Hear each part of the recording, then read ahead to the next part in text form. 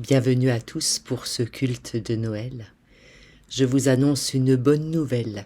Aujourd'hui dans la ville de David, il vous est né un sauveur qui est le Christ, le Seigneur. Heureux celui qui attend de fêter son anniversaire. Il se réjouit des cadeaux qu'il va recevoir. Il écrit des cartons d'invitation pour rassembler ceux qu'il aime. Heureux ceux qui attendent la venue d'un ami. Il se prépare et décore la maison. Ils guettent et restent éveillés. Ils ouvrent leur cœur pour l'accueillir. Ils le reçoivent et c'est la fête. Heureux sommes-nous en ce jour de Noël. Jésus naît au milieu des hommes. C'est Dieu lui-même qui vient. Quelle fête! Accueillons-le, réjouissons-nous. C'est Noël, c'est le temps de la fête. Je lis dans l'Évangile selon Luc au chapitre 2, selon une traduction de Frédéric Boyer. Et voilà qu'en ces jours sort un édit de César Auguste, mettre par écrit le registre de tout le monde habité. Ce premier registre eut lieu, Quirinius gouvernait alors la Syrie. Oui, ils iraient tous se faire enregistrer par écrit, chacun dans sa ville. Alors Joseph aussi monte de Galilée, depuis la ville de Nazareth vers la Judée, vers la ville de David qui est appelée Bethléem, maison du pain, puisque la maison, oui, la patrie de David, c'est la sienne, pour se faire enregistrer par écrit avec Marie, celle qui était engagée avec lui. Elle attendait un enfant. Et voilà que pendant leur séjour ici, c'est le terme de sa grossesse. Et elle donne naissance à son fils, le premier-né, puis elle le lange et le couche dans une mangeoire, parce qu'il n'y avait pas de place pour eux dans la salle commune. Or, des bergers étaient en ce lieu même, qui vivaient dans les champs, et montaient la garde de nuit près de leurs troupeaux. Et un ange du Seigneur se tient debout devant eux, et l'éclat du Seigneur brille autour d'eux. Oh, ils ont peur d'une grande peur. Mais l'ange leur dit, « N'ayez pas peur, voici, je vous annonce un évangile, une heureuse nouvelle, une joie immense qui sera pour tout le peuple. Oui, est né aujourd'hui pour vous un sauveur, qui est Christ, Messie, Seigneur, dans une ville de David. Et voici pour vous le signe, vous trouverez un bébé enveloppé de l'ange et couché dans une mangeoire. » Soudain surgit avec l'ange une innombrable foule céleste, priant le Dieu et disant « Gloire à Dieu dans le Très-Haut, et sur la terre, paix parmi l'humanité de bienveillance. » Et voilà ce qui se passe.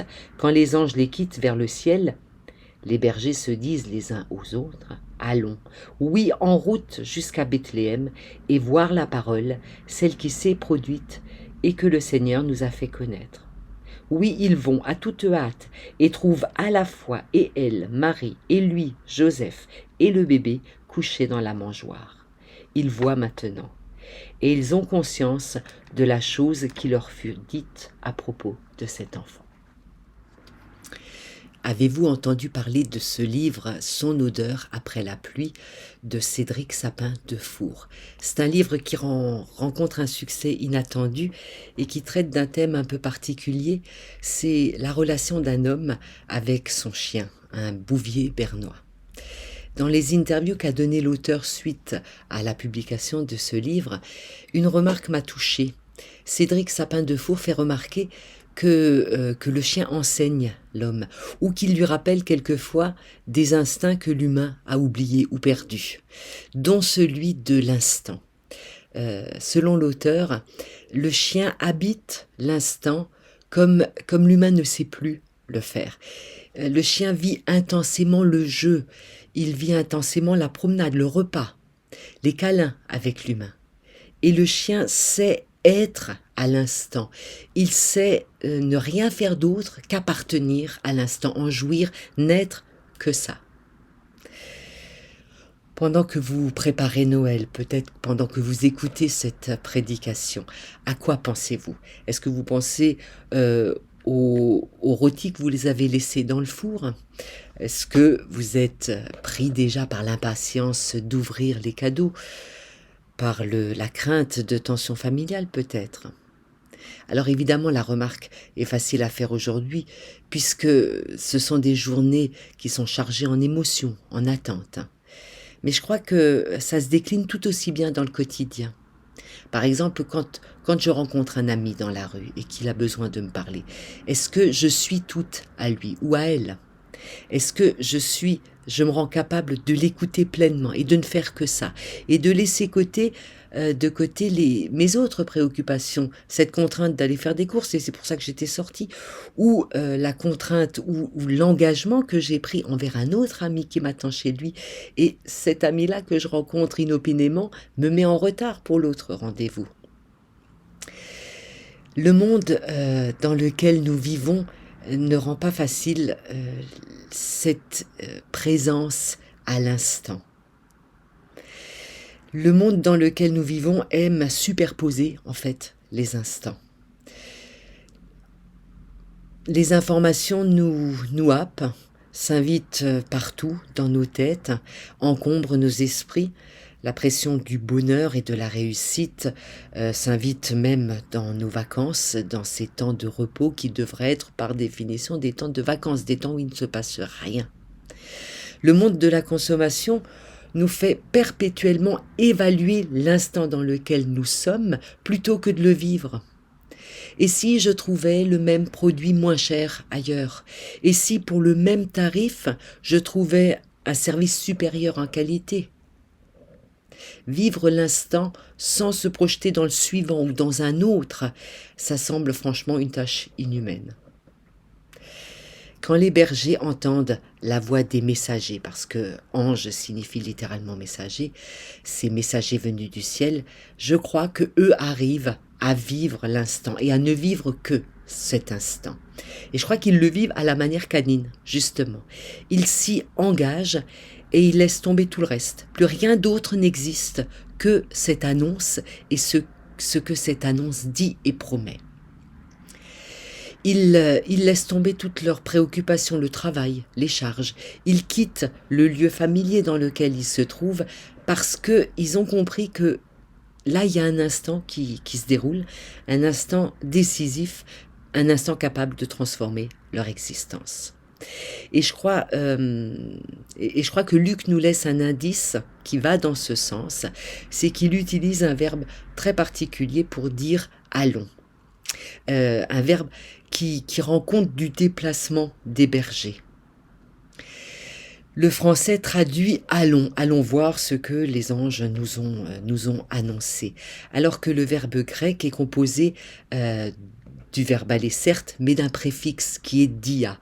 Et il faudrait alors, pour être un peu plus juste dans la traduction, traduire par traversons, allons au-delà. Allons à travers, par exemple. Et des traversées dans la Bible, on en connaît, et je pense que Luc a en tête aussi la traversée du peuple quand il sort d'Égypte, de l'esclavage. Il y a là aussi une traversée physique qui se fait, mais qui n'est pas que physique. C'est un petit clin d'œil, je crois, de Luc. Alors oui, les bergers se déplacent, et ils traversent les contrées, les pâturages, les pays. Qu'en savons-nous? Mais la traversée n'est pas seulement géographique ou physique ou spatiale. Elle se situe aussi à un autre niveau. Elle se situe aussi dans l'ordre des émotions, parce qu'ils sont pris d'une grande peur, nous dit Luc. Et après, ils rencontrent une grande joie. Cette joie inattendue. La traversée, je crois, si elle est spatiale, est aussi intérieure. Et elle rend compte, ce mot de traverser rend compte aussi d'une métamorphose, d'une transformation, d'un changement intérieur.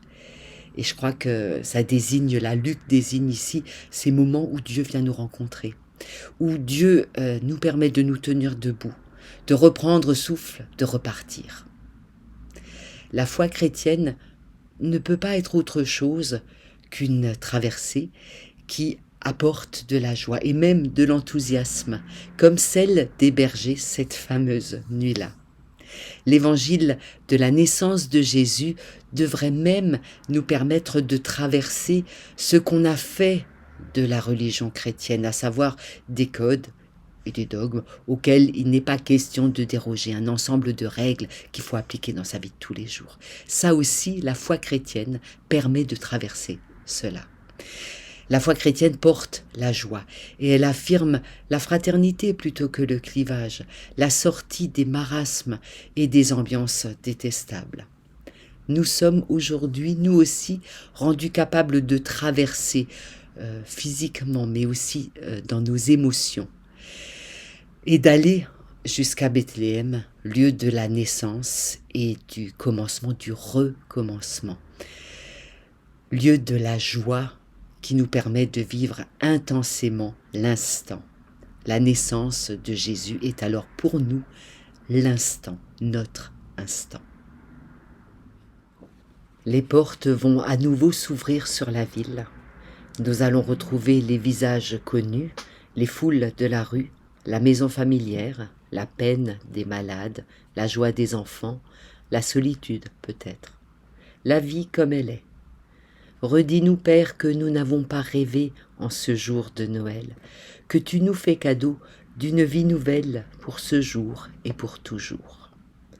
Gloire à Dieu au plus haut des cieux, paix à vous sur cette terre et au monde que Dieu aime. Allons dans la joie de Noël.